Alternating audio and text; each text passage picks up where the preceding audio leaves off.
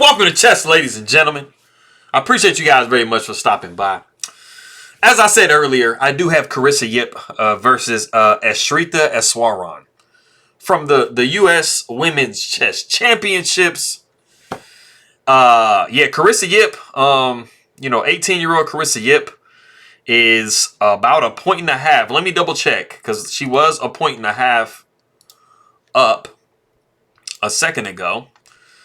She is 1 full point in front of former U.S. champion Irina Krush. So, yeah, she's doing pretty crazy right now. She's kind of doing similar to the way Jennifer Yu did 2 years ago, when she just kind of came in and just demolished everybody. And, it was kind of Bobby Fischer-esque.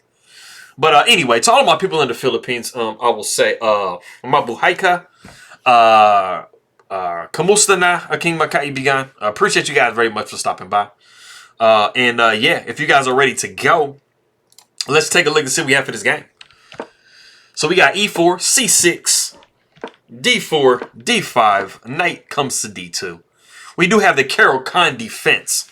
And as you guys know, knight can come to c3 as well as knight to d2.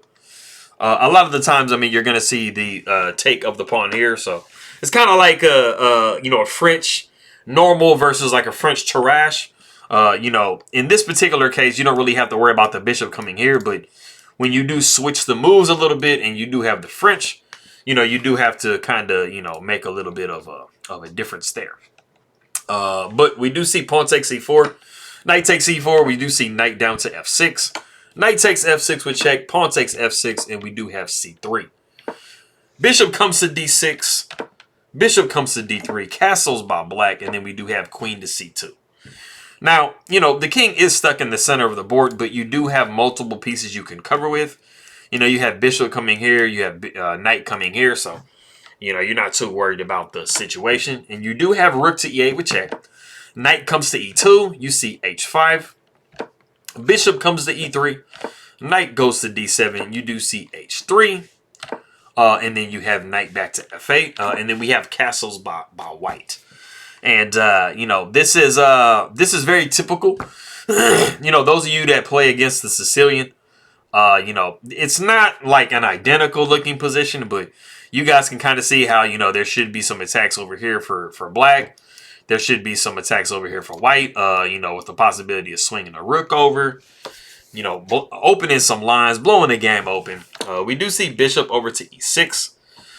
Even though it is not attacking this square at the moment, in conjunction with queen to a5, you can definitely have some pressure here. So you probably need to play like an a3 type thing. We do have g4, and then we have the position closed with h4. Now, you guys hear me talk all the time about opening, a position.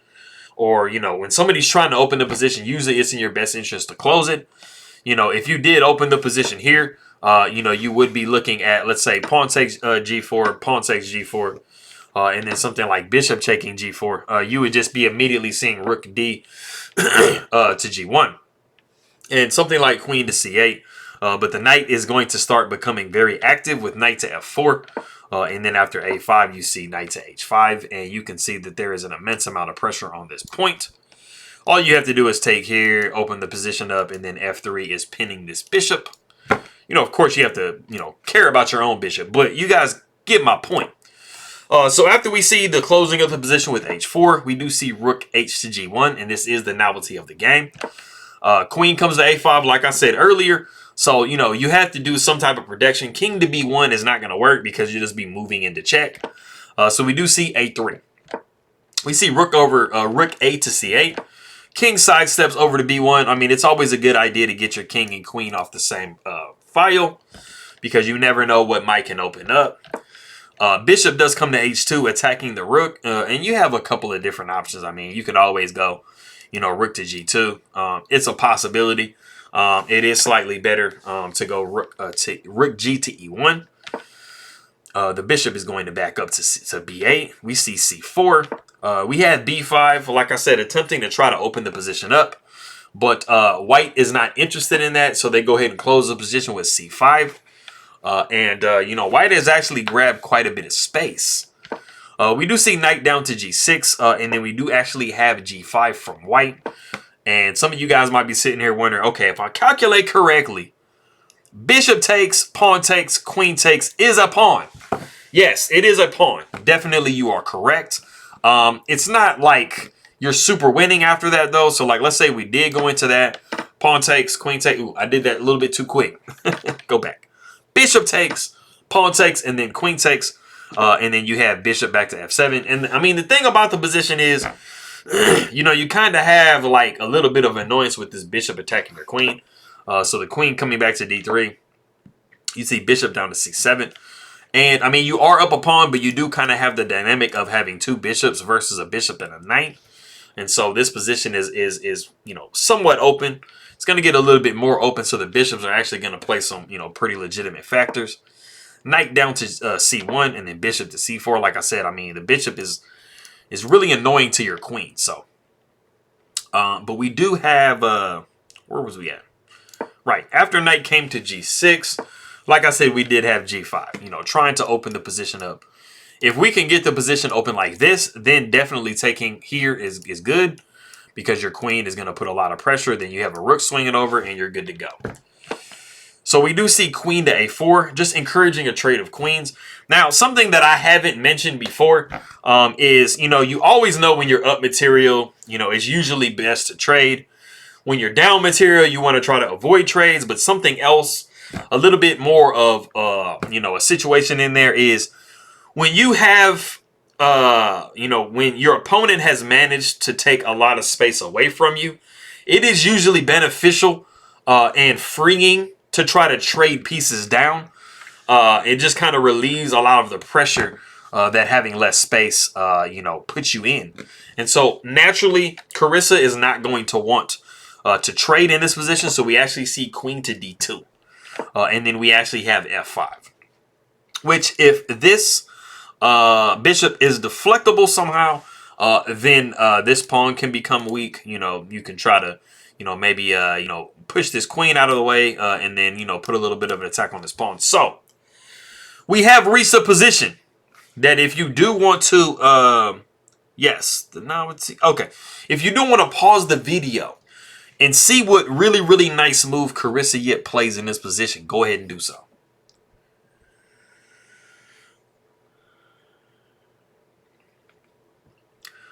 Okay, cool. So, I kind of gave you a little bit of a hint earlier. I was saying if you can play some type of a freeing move, then, you know, you might can have a little bit of an attack going here. And if you listen to what I said and very quickly thought about that, you would actually come up with the move d5. It seems like it gives a pawn away, but you are getting into a very great position. The most important thing about the position is you are freeing up this d4 square. Because this knight is going to be doing a lot better on this square now. So what we actually saw in the game was bishop takes d5. And then this did allow a fork with knight to c3. And so we see queen back to a6. Knight takes on d5. We see pawn takes d5. And then we now get our pawn back on f5. And we are putting a tempo on this rook. So it does start to go downhill pretty rapidly from here. We see rook c over to d8. We see bishop to d4 just blockading this pawn. You know, you can blockade a pawn with the bishop. You know, knights are usually the best blockaders, but, you know, bishops can do the trick as well. Bishop comes to e5. And we actually see supercomputer-like precision from Carissa Yip. Bishop takes e5. Rook takes e5. Rook takes e5.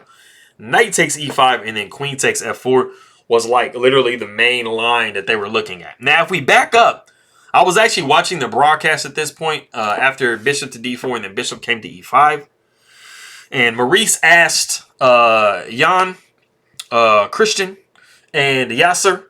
He was like, hey, man, you know, what's the best move in this position? So I thought about it. I'm sitting there and I'm thinking, I mean, why not play a queen move over here, right? Because, like, you know, let's sacrifice the queen. Like, so that's what I was thinking. So this is what I calculated. So if you thought, you know, maybe queen coming over here was cool because you'll get a bunch of rooks, I think you'd actually be kind of right. If you do see queen to e2, the computer is asking you to go queen to c6. It's not asking you to trade on d4. If you do trade on d4, it's giving a very significant win, which is rook, queen takes e8, rook takes e8, rook takes e8, and then after, it is suggested to go knight to f8 instead of king to h7. But if you go king to h7, rook takes d4, and what are you doing about this? Because this knight is pinned to the king. The king can't go back here, but he also cannot step up. So this is this is a line that I personally calculated in my mind.